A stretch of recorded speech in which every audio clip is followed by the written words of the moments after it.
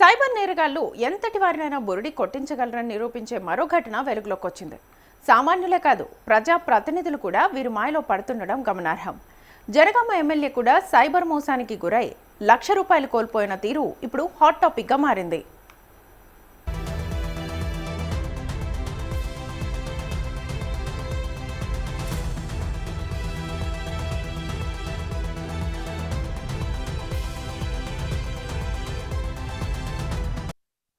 Cyber కేటగాళ్లు ఈసారి వికసిత్ భారత్ అనే కేంద్ర ప్రభుత్వ పథకాన్ని ఆయుధంగా చేసుకున్నారు. జనగామ ఎమ్మెల్యేకి ఫోన్ చేసిన ఒక గుర్తు తెలియని వ్యక్తి తాను ప్రభుత్వ అధికారిని అని నమ్మబలికాడు. వికసిత్ భారత్ పథకం కింద నిరుపేదలకు, అర్హులకు 10 లక్షల వరకు రుణాలు మంజూరు చేస్తున్నామని, మీ నియోజకవర్గంలోని అర్హుల జాబితాను ఇస్తే వారికి ఈ లబ్ధి చేకూరుస్తామని మాయమాటలు చెప్పాడు. ప్రజాసేవలో భాగంగా తన నియోజకవర్గ ప్రజలకు మేలు జరుగుతుందన్న ఉద్దేశంతో ఆ ఎమ్మెల్యే ఆ ప్రతిపాదనకు అంగీకరించారు.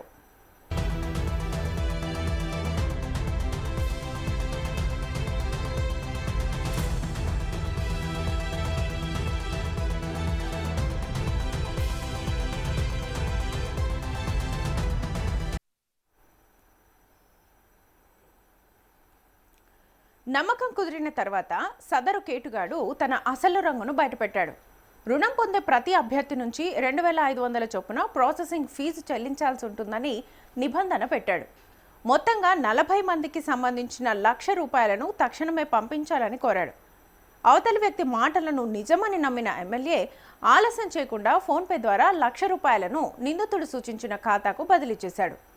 ₹1,00,000 అందిన తర్వాత కూడా సదరు మోసగాడి ఆశ తీరలేదు. మరోసారి ఫోన్ చేసి మరికొంత డబ్బు కావాలని డిమాండ్ చేయడంతో ఎమ్మెల్యేకి అనుమానం వచ్చింది.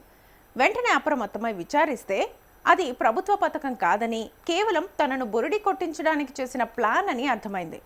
దీంతో తాను మోసపోయానని గ్రహించిన పల్లా వెంటనే పోలీసులను ఆశ్రయించక తప్పలేదు.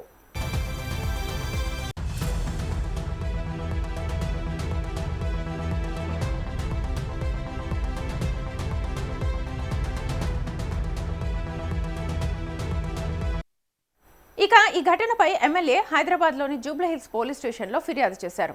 కేసు నమోదు చేసుకున్న పోలీసులు దర్యాప్తును ముమ్మరం చేశారు. నిందితుడు వాడిన ఫోన్ నెంబర్, బ్యాంకు ఖాతా వివరాల ఆధారంగా అతడి ఆచూకీ కోసం గాలిస్తున్నారు. ఈ తరహా మోసాలు రోజురోజుకి పెరిగిపోతున్నాయని, ఎంతటి వారైనా అపరిచిత వ్యక్తులకు డబ్బులు పంపే ముందు 1కి 2 సార్లు సరిచూసుకోవాలని పోలీసులు హెచ్చరిస్తున్నారు. ప్రభుత్వ పథకాల పేరుతో వచ్చే ఫోన్ కాల్స్, మెసేజ్ల పట్ల ప్రజలు అత్యంత జాగ్రత్తగా ఉండాలి. ముఖ్యంగా ప్రాసెసింగ్ ఫీజులు, రిజిస్ట్రేషన్ ఛార్జీల పేరుతో ముందస్తుగా డబ్బులు అడిగితే అది ఖచ్చితంగా మోసమే అని గుర్తించాలి. ఎమ్మెల్యే స్థాయి వ్యక్తికి ఇలాంటి చేదు అనుభవం ఎదురైందంటే సామాన్యులు ఎంత అప్రమత్తంగా ఉండాలో ఈ ఘటన స్పష్టం చేస్తోంది. డిజిటల్ లావాదేవీల విషయంలో అపరిచితులను నమ్మడం అంటే మన చేతులతో మనమే ఆపదను కొని తెచ్చుకోవడమే.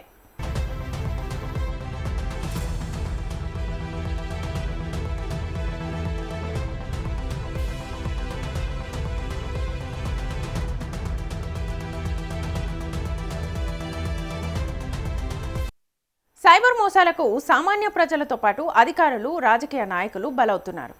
సోషల్ మీడియా, ఆన్లైన్ మోసాల్లో కొత్త దారులను వెతుకుతూ సైబర్ నేరగాళ్లు డబ్బులు కాజేస్తున్నారు. తాజాగా ఓ బీఆర్ఎస్ ఎమ్మెల్యే సైబర్ నేరగాళ్ల ఉచ్చులో చిక్కుకున్నారు. కేంద్ర ప్రభుత్వ పథకం పేరుతో ఏకంగా ఎమ్మెల్యే నుంచి ₹1,00,000 కొట్టేశారు.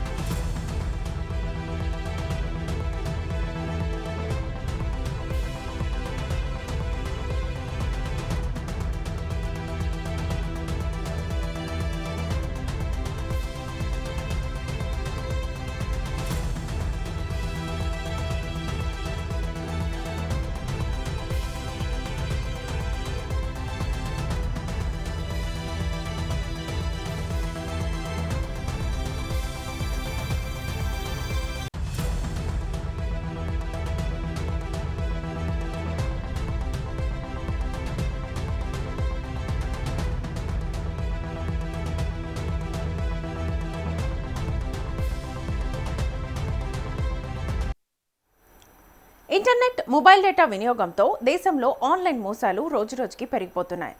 సైబర్ మోసగాళ్లు రకరకాల పేర్లతో మభ్యపెట్టి అమాయకులను దారుణంగా వంచిస్తున్నారు.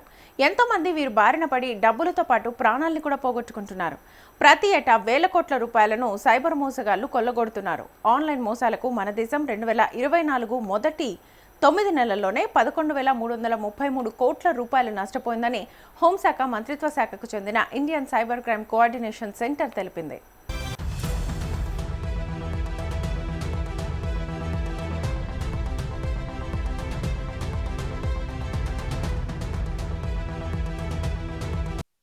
స్టాక్ ట్రేడింగ్ పేరుతో 4,636 కోట్లు, ఇన్వెస్ట్మెంట్ సంబంధిత పేర్లతో 3,216 కోట్లు మాయం చేశారని పేర్కొంది. డిజిటల్ అరెస్ట్ పేరుతో భయపెట్టి 1,616 కోట్లు దోచేశారని లెక్క చెప్పింది. ఆన్లైన్ మోసాలపై ఏడాది ఇప్పటి వరకు దాదాపు 12 లక్షల ఫిర్యాదులు వచ్చినట్లుగా citizen financial cyber fraud reporting and management system తెలిపింది. వచ్చే ఏడాదిలోనూ సైబర్ దాడుల ముప్పు కొనసాగుతుందని data security council of India హెచ్చరించింది.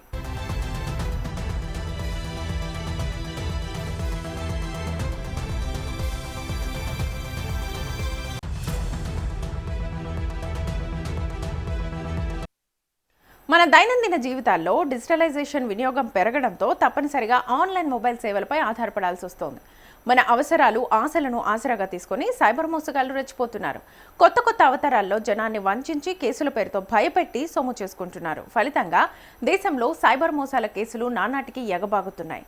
ఈ మధ్య కాలంలో డిజిటల్ అరెస్ట్ పేరుతో భారీగా డబ్బులు కొట్టేసిన ఘటనలు ఎక్కువగా వెలుగు చూస్తున్నాయి. దీంతో ప్రజల్ని అప్రమత్తం చేసేందుకు ప్రధాని నరేంద్ర మోదీ మన్ కీ బాత్ కార్యక్రమం 115వ ఎపిసోడ్లో డిజిటల్ అరెస్ట్ గురించి ప్రత్యేకంగా ప్రస్తావించారు. ప్రభుత్వానికి చెందిన ఏ దర్యాప్తు సంస్థ కూడా ఫోన్ లేదా వీడియో కాల్స్ ద్వారా విచారణ చేపట్టదని ఆయన తెలిపారు.